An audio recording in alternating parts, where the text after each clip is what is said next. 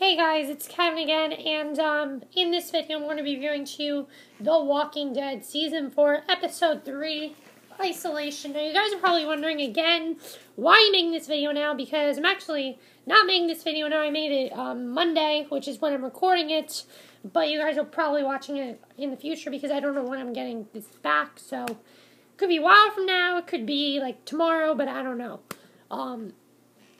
But basically, I can't upload any videos to YouTube for, till I get my grades up, so, yeah. But I really wanted to make this video so I could talk about this episode, because this episode was so big. I mean, at first, not a lot was happening, but then towards the end, oh my god, so much shit went down. It was crazy, and I really like this episode. I really like where the show is going. I really like what they're doing with the characters, and I just can't wait to see what's going to happen next. So, here's a big part of this episode.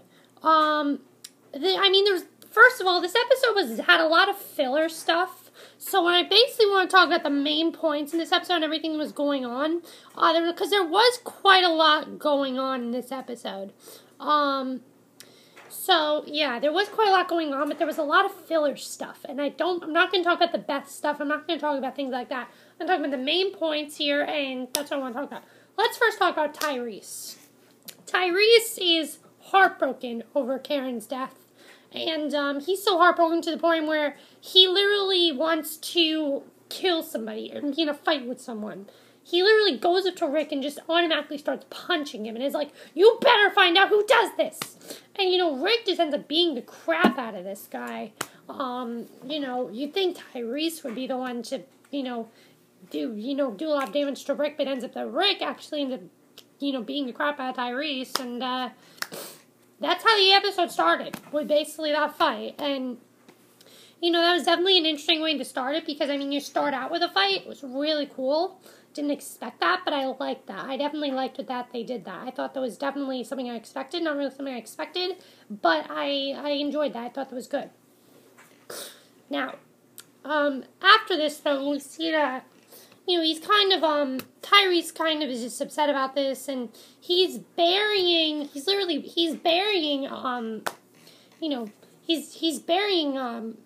Karen's body, and he does not want to do this at all. He's very upset about this, and, he doesn't want to do this, but he does this anyway, and, turns out that Rick's hand is sprained. It's going to need stitches, and,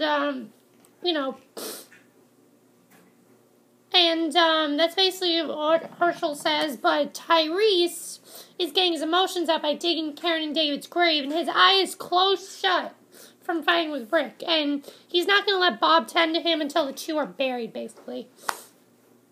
So then they have another council meeting, and Glenn and Hershel discuss the flu situation, and Sasha walks out of a nearby cell block. She's coughing, and her tips are flesh-colored. And what we basically find out is that this flu virus is really starting to spread. Two major characters get in this episode. First, you have Sasha. Sasha's getting worse by the minute as she heads through the hole looking for a doctor. In quarantine, one man is shaking, another woman coughing up blood. Still a third. Too late. There's a walker locked in a cell. Finally, Sasha finds Doctor as he's sick too. And we have to tell the others, he says, it's starting. What's starting? What's starting is the flu virus is starting. That's what's starting. So then Hershel informs the council that everyone who survived the attack in Cell Block D is infected, and medicine has likely been cleared out of the hospitals. But Hershel thinks they might be able to find some at a veterinary college, basically. And, Michonne offers to go, but Hershel warns her off, telling her Daryl, who is leading the mission, has been exposed to the flu. She hasn't. He's already given, he's already given him fleas. She says that he's already given her fleas, and Hershel suggests it's time to separate the most vulnerable, the young, from the rest of the populace. And, that's basically what's going on with Daryl. They head out to, figure out the cure to this flu virus, basically, and that we don't see him until a little later on. So then there's a blockage to the water supply. Carol and Rick can't get it pumping out more than a small trickle, And Carol is pretty upset about this whole quarantine thing. She's going into quarantine, and she's pretty upset about it. And we don't know what's going on this whole episode, but we do find out eventually, which I definitely want to get to. But we don't really know what is fully going on with her at this point. And, Carol suggests Rick should go talk to Tyreese, basically. So Rick and Tyreese come eye to eye. Rick apologizes, and Tyreese says, trying to set loss of Karen and David, Rick asked Tyreese if anyone had a problem with either of them, but Tyreese said that they were well liked, and could the person have killed them that have been trying to stop the flu. And Rick wonders now Sasha has it, and Tyreese says, welling up, things get tense again when Tyreese suggests Rick isn't acting to solve the crime with a sense of urgency. And that's basically what was going on there. This pretty big scene. And then we see that Carl is packing up his family's photo, the one he wants to retrieve in the bar in the last episode, in one of the episodes from last year. And we see that Carl has a gun, and people are wondering if they can trust him with a gun. I think they can, but most people, they're not really sure if they can. Then we get to a pretty big scene. Glenn sees that he's in bad shape. Don't come in, he tells Maggie, and he basically says that he has it. So now Glenn is starting to get the virus. And, this flu virus is just spreading like crazy. It's spreading like anything. So here is one of my favorite parts of the episode, definitely, is when we see that Hershel is making preparations to go on a herb berry finding mission when he's interrupted by a patrolling Carl Grimes, tells the elder statesman he can't leave the faculty, the Felicity, let me, Hershel asks, I can't stop you, but I have to tell my dad, Carl replies.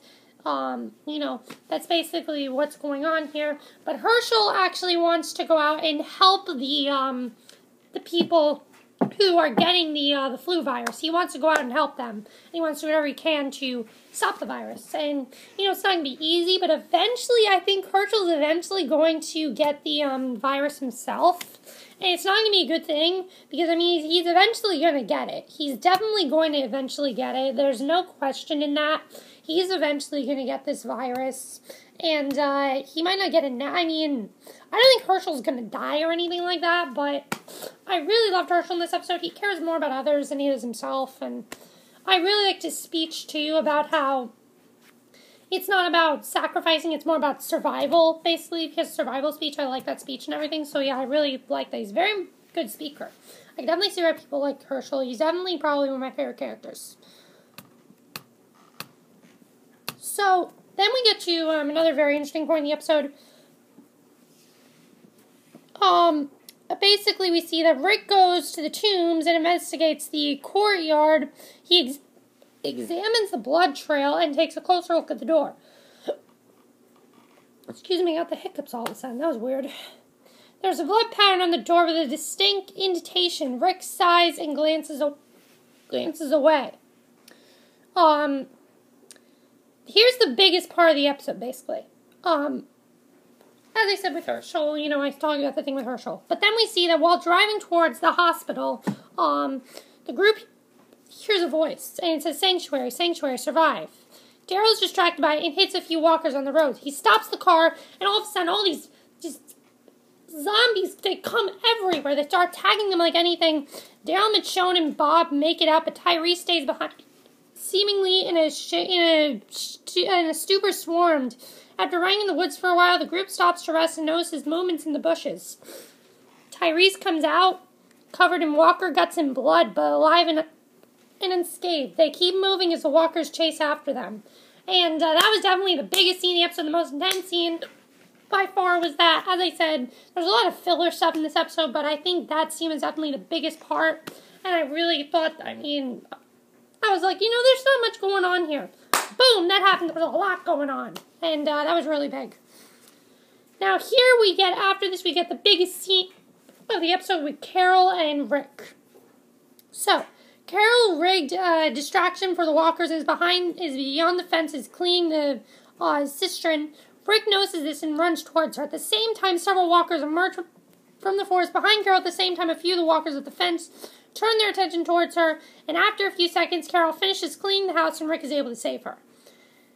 They both run toward the fences and make it back inside. Rick tells her what she did was stupid and careless, and as she walks away, Rick tells Carol that he's noticed how far she'd go to protect a group of survivors. So he asks her a very interesting question here, and I definitely want to talk about this. And he asks her right away. He says, he asks her right away. I mean, he doesn't even hesitate. He asks her, completely asks her the question. She says, Carol, did you kill Karen and David? And she says, yes. The episode ends. That's how the episode ended. Now, what do I think about her killing Karen and David? Am I surprised? No. I mean, she kicked the water thing after Tyreese was talking to her. She kicked that water thing, and we knew something was going on.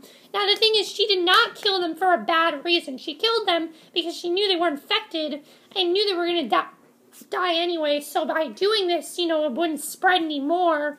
So I think that's why she did it, and she killed them because of that. Because they talked about it earlier in the episode, but that's the real reason why she did it. Now, what do I think is going to happen to Carol's character? Is she going to die? What's going to happen to her? I don't really know, but I really like this episode. Let me know what you guys saw of this episode. One thing I will say about this episode, they did not address the thing with the rats and who's tying the rats and feeding them to the walkers. We didn't get that, but I really liked this episode. It was a little draggy. Some of the stuff that happened I didn't talk about, but let me know what you guys saw of this episode. Carol killing Karen and David. How's this going to affect everybody? What do you think Tyreese is going to do when he finds this out? I feel terrible for Tyreese, by the way. Who's going to be the next one to get this flu virus? Will Hershel get the flu virus? I really think he's going to get it by helping them out. That's it for my review. Hope you enjoyed it, and I'll see you guys in the next video. Okay, bye.